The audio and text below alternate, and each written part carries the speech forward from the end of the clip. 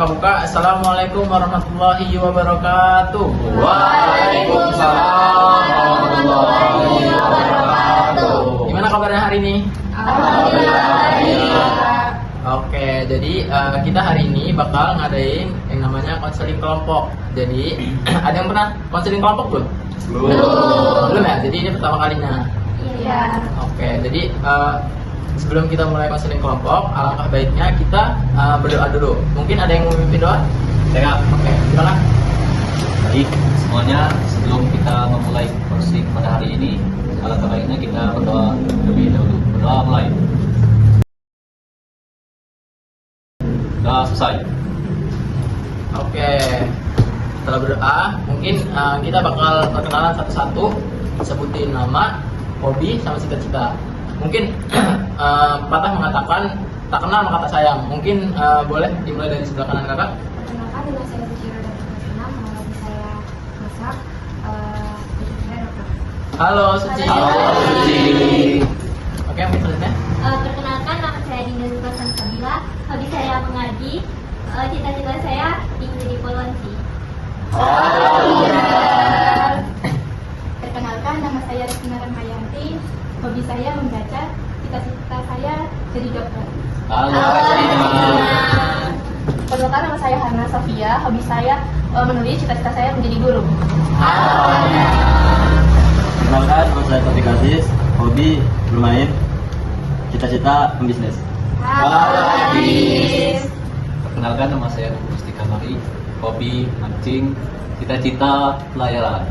Halo. Izin memperkenalkan diri, nama saya Abdiya Mulyawan.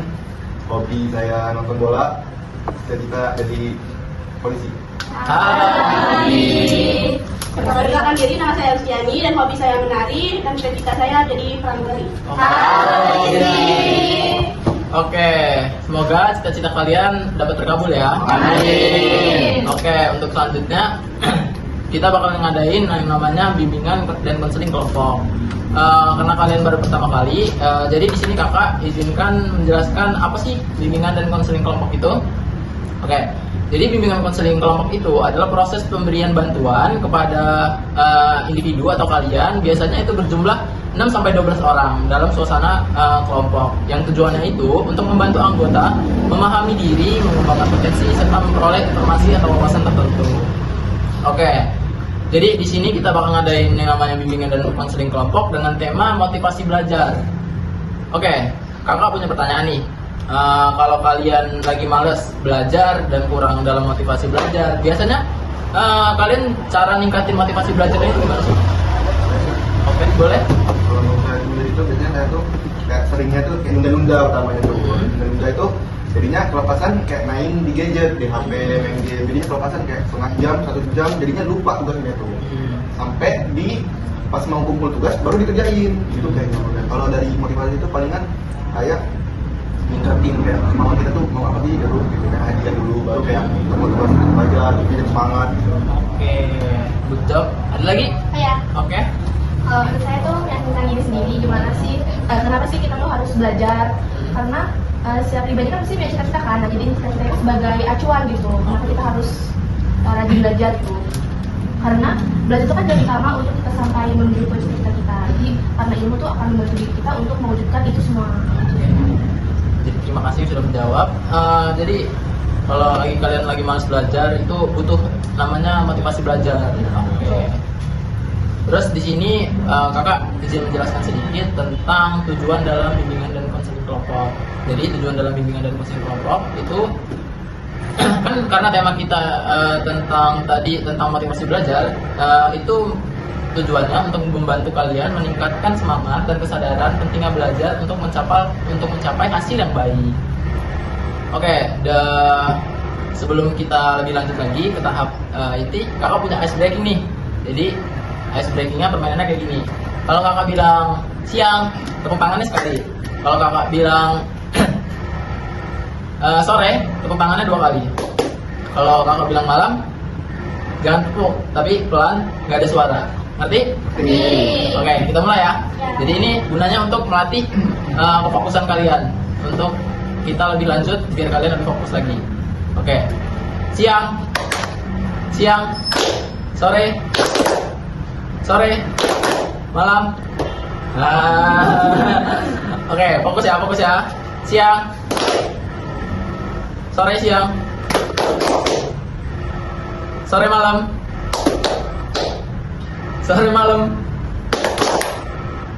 siang, sore. Oke, jadi udah pada fokus semua lah ya. Oke, kakak ngejelasin langkah-langkah dalam bimbingan kelompok kita hari ini dengan tema motivasi belajar. Jadi yang pertama, kakak untuk meminta untuk kalian untuk fokus dan berdiskusi selama kelompok ini. Kalian ikut peran aktif dalam bimbingan kelompok ini. Terus yang kedua, nanti kakak bakal ngasih video. Setelah kakak ngasih video, kalian menonton. Setelah itu kalian menyimpulkan apa isi dalam video tersebut. Terus yang ketiga, nanti kakak bakal minta pendapat kalian tentang apa sih hambatan dan solusi tentang kesulitan dalam belajar. Terus yang keempat, kakak bakal ngasih yang namanya kartu motivasi. Setelah kakak ngasih kartu motivasi, kalian tulis tentang motivasi kalian untuk supaya giat lagi untuk belajar. Terus yang terakhir itu kakak bakal ngasih lembar eval dan kalian tulis apa kesimpulan dari konseling hari ini dan evaluasi untuk konseling kedepannya. Oke, ngerti nggak? Oke. Selanjutnya kita masuk ke tahap inti. Ada yang tahu nggak apa sih pengertian motivasi belajar? Saya Kak. Oke. Artinya motivasi belajar itu dorongan yang berada di dalam diri seseorang yang membuat seseorang itu mau semangat dan usaha untuk belajar sehingga mencapai tujuan yang diinginkan. Oke, good job sekali jawabannya. Ada yang lain? Saya Kak. Oke, boleh. Jawabannya itu mungkin sama kayak kakak itu tadi ya. Motivasi belajar itu menurut saya adalah dorongan yang membuat seseorang benar-benar ingin belajar. Jadi itu belajar bukan hanya karena tugas atau tekanan dari luar saja, tapi motivasi belajar ini muncul ketika kita sadar bahwa belajar itu punya manfaat nyata untuk diri kita sendiri. Terus tanpa motivasi belajar bukan hanya jadi kegiatan menghafal tanpa makna, tetapi ketika belajar jadi motivasi, kita jadi lebih fokus untuk mencari pengalaman yang lebih baik dan berkembang untuk kedepannya. Oke, good job sekali jawaban dari Mas Kuku dan Mbak Dinda tadi. Jadi motivasi belajar itu dorongan internal maupun eksternal yang membuat seseorang mau bersemangat dan untuk melakukan kegiatan belajar. Oke, good job sekali. Terus, kakak lagi mau tanya lagi. Faktor-faktor yang mempengaruhi motivasi belajar. Siapa yang mau jawab? Saya, Kak. Oke, boleh. Faktor-faktor motivasi belajar itu dipengaruhi oleh beberapa faktor. Yang pertama itu faktor eksternal dan internal. Oke. Faktor internal itu seperti minat, terus percaya diri, kondisi fisik, dan keadaan emosional. Sedangkan faktor eksternal itu dukungan lingkungan keluarga, terus fasilitas belajar dan pemberian penghargaan. Semakin baik kondisi internal dan eksternal, seseorang siswa makin tinggi motivasi belajarnya. Oke, good job Mas Ajis. Ada yang lain? Oke, boleh. Ada juga faktor itu ada cita-cita dan aspirasi. Tujuannya untuk mendorong siswa untuk belajar lebih giat. Itu ada minat dan bakat. Minat dan bakat itu diminati oleh seorang siswa agar memiliki kesempatan untuk belajar. Terus ada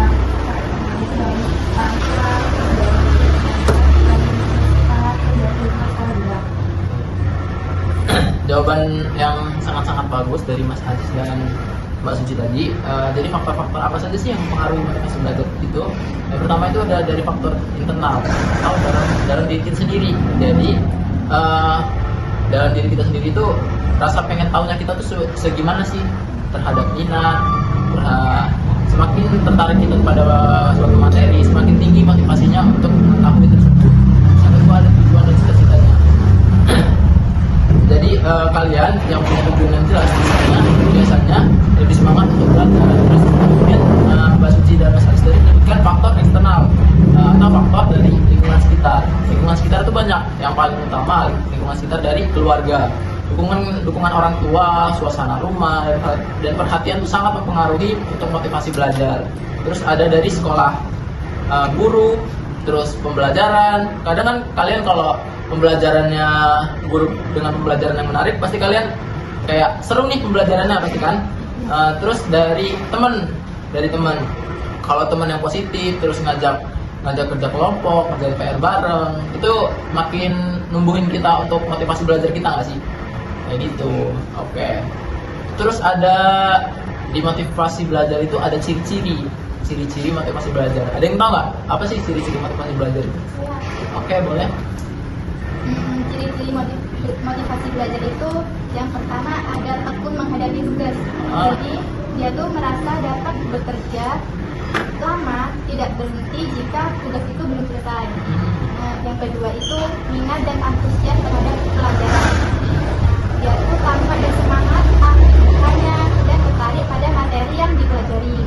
Kemudian ada aktif dalam proses pembelajaran, berpartisipasi dalam diskusi, menjawab pertanyaan, memberikan pendapat, serta terlibat dalam kegiatan kelas. Oke. Good job sekali jawaban dari Mbak Destina tadi. Ada lagi? Oke, boleh. Jadi ciri-ciri motivasi belajar itu ada memiliki tujuan belajar yang jelas. Jadi siswa itu tahu apa yang ingin dicapai. Misalnya nilai tinggi, masuk sekolah favorit, atau ingin paham materi. Yang kedua itu ada disiplin dan konsisten. Jadi datang tepat waktu, mencatat materi dan menjaga jadwal belajar. Yang ketiga itu ada tidak berpengaruh itu tetap hal negatif. Seperti tetap fokus meskipun ada gangguan seperti teman mengajar main atau suasana ruangan. Oke, jadi jawaban dari Mbak Destina dan Mbak Destiani sudah sangat cukup bagus. Jadi apa sih ciri-ciri dari motivasi belajar itu? Yang pertama itu tekun dan tidak menyerah. Saat mengerjakan tugas atau menghadapi materi yang sulit, itu kita tidak gampang menyerah. Jadi Mbak Destina menyebutkan tadi kalau tugasnya belum selesai, kita jangan gampang terdistract. Kadang-kadang kan kalau kita tugasnya belum selesai, dikit lagi buka TikTok Jadi itu dalam kata tidak mudah menyerah itu. Terus aktif dalam pembelajaran, kayak di dalam kelas itu selalu bertanya, selalu menjawab. Kalau guru ngasih pertanyaan, kita langsung jawab. Nggak usah lama-lama untuk belajar itu, pelan-pelan aja 30 menit. Kalau 30 menit nggak bisa dikurangi lagi sampai 20 menit. Pelan-pelan aja, lama-lama bisa sampai kita nyaman sama di depan buku atau di depan laptop itu kita nyaman memahami materi. Oke, good job sekali. Jadi dari jawaban-jawaban tersebut tadi ada ciri-ciri, ada faktor-faktor. Tadi jawabannya sudah sangat jelas lah untuk saya. Terus yang kedua, tadi saya bilang kita akan ada nonton video. Oke. Mungkin nanti saya kirim ke Mas Abdi, nanti Mas Abdi boleh kirimkan ke yang lain untuk kalian menonton video. Silahkan ditonton, disimak dengan baik-baik. Habis setelah ditonton dan disimak, kalian boleh menyimpulkan apa sih kesimpulan dari video tersebut. Nanti boleh satu-satu, kalau nggak bisa satu-satu, 2 atau 3 orang deh saya minta untuk berikan kesimpulannya. Oke, boleh dibuka HP-nya, silahkan ditonton dulu.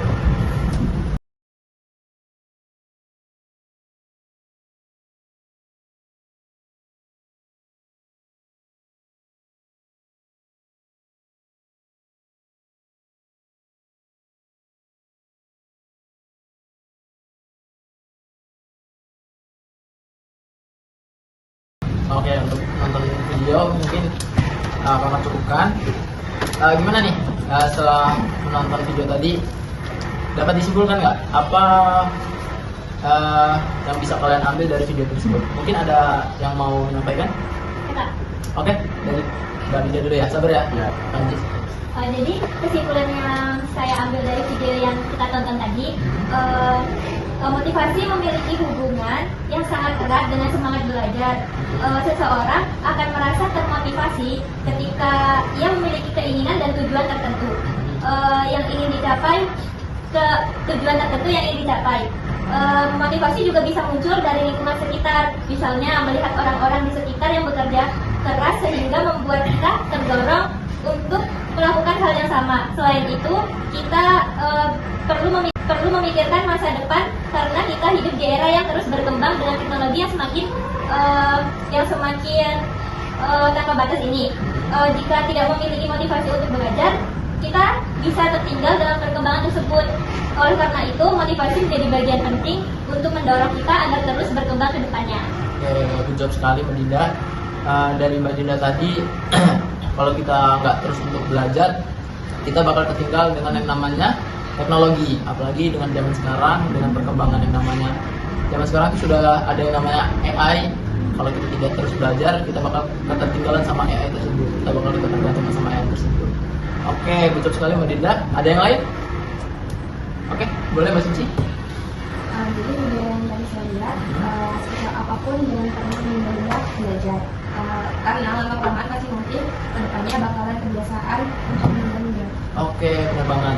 Jadi kalau ada tugas nih, ditunda, lama kelamaan kita kayak bakal males, bakal ngantuk, dan lama kelamaan tugas tersebut bakal terbengkalai. Jadi diusahakan kalau ada tugas dari guru, dicicil pelan-pelan, walaupun baru satu paragraf. Yang penting ada yang kita kerjain. Oke, betul sekali jawaban dari Mbak Suci tadi. Ada yang lain? Oke, boleh. Nah, jadi kesimpulan video tersebut itu memberikan kita motivasi dan mengajarkan kita betapa pentingnya belajar dan menghilangkan rasa malas pada diri kita yang suka menunda-nunda. Oke, jadi hampir sama ya jawabannya. Kalau tugas ditunda-tunda itu rasanya kayak bentar lah, scroll TikTok bentar, bentar lah, buka IG bentar. Lama-kelamaan tugas tersebut bakal terbengkalai nih, bakal lupa. Kakak pengen tahu sih, kalian tuh pulang sekolah biasanya jam berapa? Jam 3 ya? Iya. Kalau misalnya nih ada tugas dari guru mapel, itu langsung dikerjain atau istirahat dulu? Istirahat dulu. Iya. Dikerjainnya kapan tuh? Malam Pagi.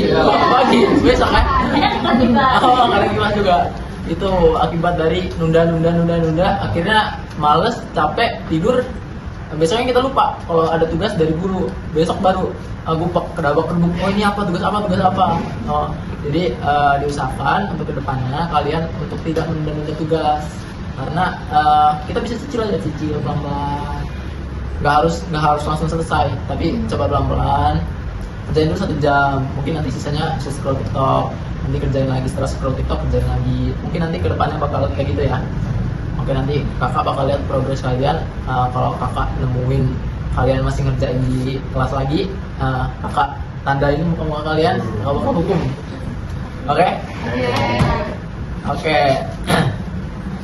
Ada lagi? Cukup ya? Cukup. Oke. Yang selanjutnya, tadi kakak bilang kakak minta untuk nulis tentang hambatan apa yang bikin kalian tuh kesulitan untuk belajar dan solusi apa untuk nanganin masalah itu. Oke, mungkin boleh ditulis. Kalian udah pada bawa buku semua kan? Mungkin boleh ditulis. Nanti kita coba satu-satu ya.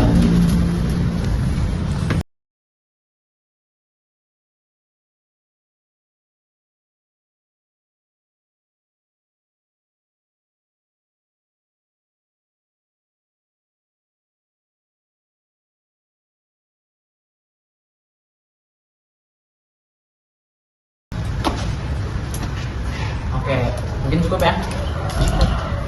Mungkin bisa dari sebelah, karena tadi sebelah kanan kakak, mungkin sekarang sebelah kiri kakak. Jadi hambatan saya itu ya Kak, itu kadang tidak semangat belajar karena merasa pelajaran itu tidak menarik gitu. Jadi pelajarannya itu kurang menarik gitu lah di diri kamu ya. Nah, itu solusinya apa tuh kira-kira? Kalau itu menetapkan tujuan belajar jangka pendek dan jangka panjang. Nah, terus juga menentukan reward setelah mencapai target. Nah, itu harus ngasih ya bagi diri sendiri gitu dari target tersebut. Jadi kamu perlu set reward untuk diri kamu sendiri. Oke, jadi itu solusi yang sangat good sekali. Mungkin sebelahnya? Kalau saya sendiri sih Kak, biasanya tuh kalau tugas itu kayak tunda pertama itu tunda jadinya lupa, tugas itu kayak apa sih. Nah, kalau untuk ninggalin tugas biasanya tuh kan nggak mau tuh ngerjainnya. Nah, jadinya tuh biasanya tuh kayak ngebayangin kalau kita udah ngerjain dulu tuh kayak leganya gimana sih gitu, sebenarnya gimana sih gitu. Nah, kalau udah selesai ngerjain tugas juga kayak udah seneng ngasih hadiah juga, sama kayak kalau kita ditampilkan itu kan. Oke, jadi hambatan dari Mas Abdi ini berarti sering menunda-nunda tugas. Oke, mungkin kedepannya lebih ditekuni lagi. Oke, good job dari solusinya tadi. Mungkin sebelahnya Kalau dari saya itu, hambatan saya itu banyak gangguan seperti suara-suara ini ribut kayak HP atau cepat berantakan itu. Oh, oke. Jadi kita kesulitan gitu belajar. Jadi solusinya itu apa tuh? kita itu nyari tempat yang tenang gitu. Sama kayak kita ngatur ruang belajar agar kita nyaman konsentrasi. Jadi kamu tuh nggak bisa kalau ada notif sedikit kamu buka HP. Jadi solusi yang cukup baik. Mungkin jadi tambahan buat kamu dari kakak. Mungkin gini, kamu kedepannya kalau pengen belajar HP-nya di silent bentar aja. Kalau kamu nggak bisa lama-lama, mulai dari 20 menit. Kalau kamu udah kerasa sudah mulai bisa agak lama, ditambah lagi 30 menit. Nggak 1 hari juga. Kalau 1 hari kelamaan juga, mending juga otak kita. Mungkin itu ya dari saran dari kakak. Kalau emang nggak bisa, kamu bisa print. Jadi setelah kamu print, jadi kamu ngebacanya tuh enak, nggak lewat HP. Mungkin itu sih saran dari kakak. Mungkin sebelahnya?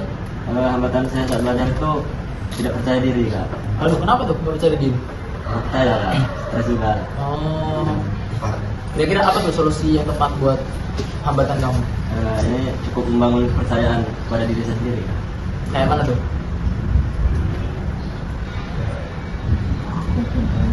Ya meyakinkan diri kak. Oh, jadi kamu untuk meyakinkan diri kamu bahwa kamu bisa mengerjakan tugas ini. Jadi good job sekali. Tadi ada jawaban dari temennya tadi, mungkin itu bisa membantu Mas Ajis dalam menangani hambatan. Oke, selanjutnya. Kalau saya hambatannya sulit mengatur waktu. Oh, kenapa tuh waktunya? Sibuk? Jadi saya tuh lebih pentingin main sih. Oh, jadi bahan ini lebih pentingin main. Ya. Solusi terbaiknya apa tuh? Saya biasanya tuh kayak itu prioritas tugas gitu loh, berdasarkan tingkat kesulitannya. Kadang kalau malas tuh kayak nanti aja lah. Kalau sulit tuh kayak nanti aja lah gitu loh. Karena kan kayak males nanti aja gitu, ini susah gitu kan. Terus kalau nggak, saya biasanya tugas lebih awal gitu. Jadi sebelum main kalau bisa udah ngerjain tugas. Main itu ya udah main aja nggak bikin tugas. Oke, Gitu. jadi setelah waktu main kita nggak ada beban. Oh ini habis main ada tugas nih, tugas ini. Jadi kalau bisa dikerjakan dulu baru main. Oke, untuk cara bahasan dari solusinya mungkin sebelahnya. Kalau saya hambatannya itu lingkungan yang terlalu berisik. Oh, sama tuh ya, kayak temennya. Kayak mana tuh? Jadi kan kalau lingkungannya terlalu berisik, kita kan jadi nggak fokus untuk belajar. Kira-kira apa tuh solusi terbaik untuk menangani itu? Solusinya itu saya mencari lingkungan yang pastinya nyaman buat saya belajar. Terus tuh lingkungannya yang tenang dan teratur sehingga saya tuh dapat belajar secara nyaman. Oke, jadi Mbak Ristina ini nggak bisa kalau belajarnya dalam keadaan berisik gitu ya. Oh, jadi apa? Perlu ruang yang nyaman untuk belajar. Oke. Mungkin sebelahnya. Jadi itu hambatan belajar dari diri saya itu materi yang diterangkan di kelas itu sulit dipahami.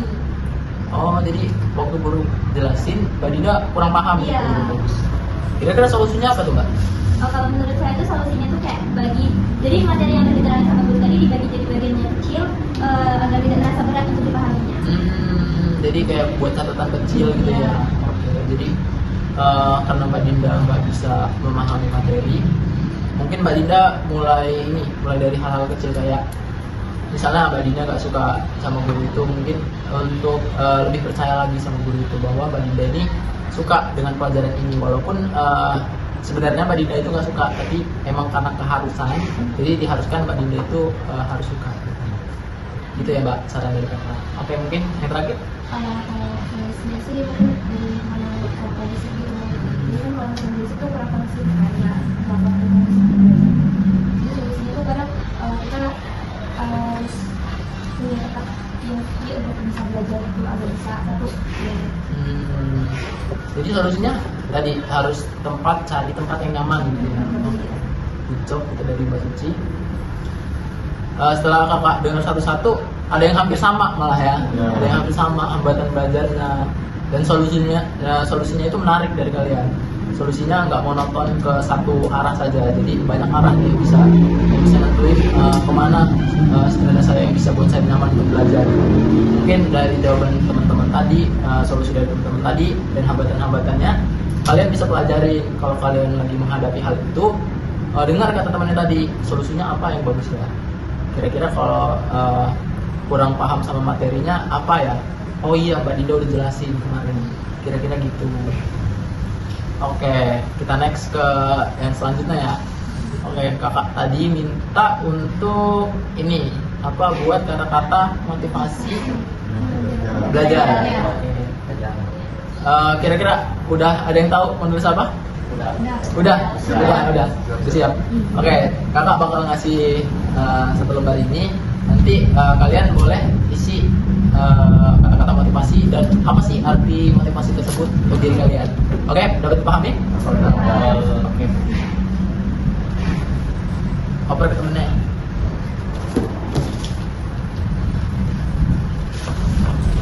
Mungkin boleh oper ke temennya. Oke, mungkin boleh apapun motivasi buat diri kalian. Nanti catat, mungkin nanti boleh dijelasin kenapa motivasi kalian itu.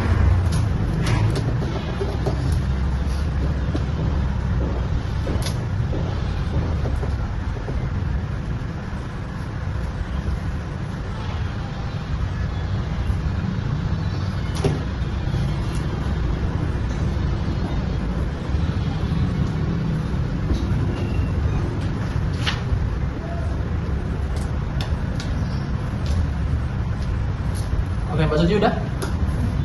Mbak Isti? Oh, yang lain? Udah? Udah? Mas Kuku? Udah, Pak. Mbak Hana? Oke, mungkin boleh mulai dari ujung, dari Mbak Hana. Oke. Jadi saya di sini nulis motivasi belajarnya kayak gini. Belajarlah dari kesalahan agar kamu tidak mengulanginya. Apa tuh artinya tuh? Jadi kan kita kan sebagai siswa ya, pasti kita pernah mengerjakan sesuatu tapi itu salah gitu. Setelah kita tahu salahnya, pasti kita bakal rubah gitu kan. Dan kita nggak bakal ngulangnya lagi. Jadi kita tahu salahnya, jangan pernah kita ulangi lagi. Gitu. Oke, Jangan jadi pernah kalau ulangi. sudah pernah mengalami kesalahan, jangan sampai yang di depannya untuk mengulangi lagi. Iya. Oke. Jadi motivasi yang sangat-sangat bagus gitu. Oke, mungkin sebelahnya? Motivasi saya yaitu mimpi besar dimulai dari belajar yang konsisten. Tuh, apa tuh artinya? Jadi artinya jika kita memiliki mimpi yang besar, kita harus belajar secara konsisten supaya kita dapat mengejar mimpi kita itu. Oke. Mungkin sebelahnya? Motivasi dari saya itu belajar itu investasi bukan beban. Investasi apa tuh artinya? Jadi itu ibaratnya tuh sesuatu yang memberikan keuntungan. Jadi itu belajar tuh kayak memberikan keuntungan buat jangka ke depannya kita. Itu oke. belajar ya cuma buat sekarang aja. Oke, jadi menurut Mbak Dinda, motivasinya Mbak Dinda, belajar itu bukan untuk jangka pendek, tapi untuk jangka panjangnya Mbak Dinda ke depannya. Oke, pinjam sekali Mbak Dinda. Mungkin sebelahnya? Motivasi saya itu ilmu tanpa amal adalah penggunaan dan amal tanpa ilmu adalah kesia-siaan. Nah, kita tuh harus menunjukkan ilmu dan amal karena sama-sama harus Balance ya. Oke. Good job. Oke, mungkin boleh Mbak Isti? Jadi motivasi saya itu ketika kamu lelah, adalah tujuan. Apa tuh? Jadi walaupun kita sering ngeluh capek, ya tapi kita ingat tujuan kita memulai itu apa. Oke, good job. Boleh, Mas Abdi? Kalau saya sendiri nulisnya di sini setiap hari adalah kesempatan baru untuk belajar. Yang artinya itu seperti kayak setiap hari itu kita tuh kesempatan untuk mengembangkan diri lebih baik gitu. Jadi setiap hari itu kita manfaatkan lebih baik ke depannya gitu. Jangan sampai kita sia-siain hari itu gitu. Jadi lebih baik. Oke. Jadi kan hari ini hari yang lebih baik ya. Iya. Oke. Good job. Mungkin sebelahnya? Jadi kalau motivasi saya itu kamu tidak harus hebat untuk mulai, tapi kamu harus mulai untuk menjadi hebat. Oh, iya. Apa itu? Apa itu artinya, Mas? Artinya itu kita itu harus berani untuk mulai agar kita itu bisa membuktikan kalau kita itu bisa dan hebat. Oke. Jadi kita harus berani memulai gitu ya. Oke. Mungkin sebelahnya? Jadi motivasi saya itu belajar bukan tentang siapa yang cepat, tapi tentang siapa yang terus bertahan. Artinya apa tuh, Mas? Artinya dalam belajar kita tidak perlu cepat, tapi bagaimana kita selalu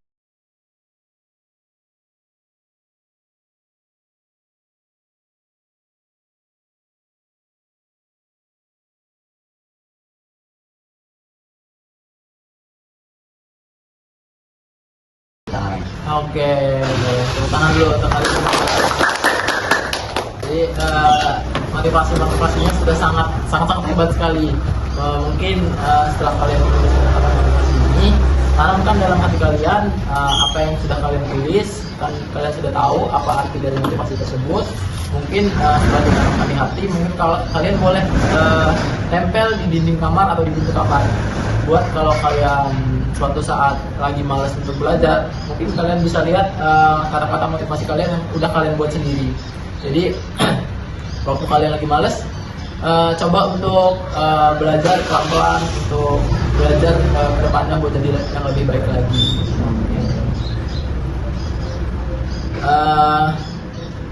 Gimana perasaannya setelah menulis kata-kata motivasi tadi? Jadi makin semangat belajar. Oh, jadi makin semangat belajar ya? Oke. Tadi kakak minta tugasin untuk kalian yang masih suka nunda-nunda tugas, yang kalau ada PR dari guru masih ngerjain tugas di kelas, kakak minta untuk kedepannya kalau ada tugas langsung dikerjain. Kakak nggak mau lihat yang ada di sini nanti masih ngerjain tugas di kelas lagi. Jadi kedepannya kakak bakal lihat perkembangan kalian, sejauh mana kalian sudah dapat berubah, walaupun nggak secara instan tapi ada sedikit perubahan tersebut. Oke. Setelah sesi konseling kelompok hari ini, gimana perasaannya? Senang juga? Oh, lebih semangat lagi ya. Oke, jadi ada yang bisa nyimpulin konseling kita hari ini? Oke, boleh. Tadi kan kita bahas banyak sekali dari ciri-ciri, faktor-faktor hingga kayak hambatan hingga solusinya. Kita tahu tuh hambatan dari masing-masing tempat kita kemana, dan solusinya pun berbeda-beda gitu cara menanggapi hambatannya itu. Dan kayak kita tadi nulis motivasi, dari motivasi masing-masing itu kan berbeda-beda. Itu juga jadi acuan buat kita. Bukan kita nulis sendiri itu saya buat kita sendiri ya. Kita kan belajar dari motivasi. Mana sih mereka belajar juga, jadi lebih baik juga gitu. Banyak belajar kita hari ini. Oke, baik, terima kasih Mas Abdi. Ada yang lain? Saya Oke, boleh. Nah, jadi yang bisa saya simpulkan pada konseling hari ini, kita itu bisa tahu apa hambatan dari kawan-kawan semua ini. Kita jadi tahu solusinya bagaimana, dan kita bisa dapatkan motivasi belajar gitu, Pak. Oke. Terima kasih Mas Abdi sama Mas Kuku. Oke, mungkin kakak simpulkan sendiri ya. Jadi dari sesi konseling kita hari ini, jadi teman-teman sekalian bisa dapat ilmu-ilmu baru tentang gimana sih kalau kita menangani kalau kita lagi malas belajar, kurang motivasi belajar. Tadi kan teman-teman pada sharing nih apa aja. Mungkin kalau kalian sedang menghadapi itu, mungkin kayak tadi menunda-nunda, solusinya apa? Tadi kesulitan mendapatkan materi, itu solusinya apa? Mungkin nanti setelah kita bimbingan konseling kelompok ini, semoga kalian kedepannya dapat giat lagi dalam belajar, dan semoga kalian mendapatkan hasil yang puas dalam penilaian raport nanti. Oke, jadi terima kasih teman-teman sekalian telah hadir pada sesi konseling kelompok hari ini. Semoga kita dapat dipertemukan dalam pertemuan selanjutnya dan selalu dalam keadaan sehat walafiat. Oke, konseling kelompok kita pada hari ini kita cukupkan karena kakak tadi membuka dengan salam, maka kita akan tutup juga dengan salam. Tutup, wabillahi taufiq wal hidayah. Wassalamualaikum warahmatullahi wabarakatuh. Waalaikumsalam warahmatullahi wabarakatuh. Oke, mungkin tepuk tangan untuk diri kalian.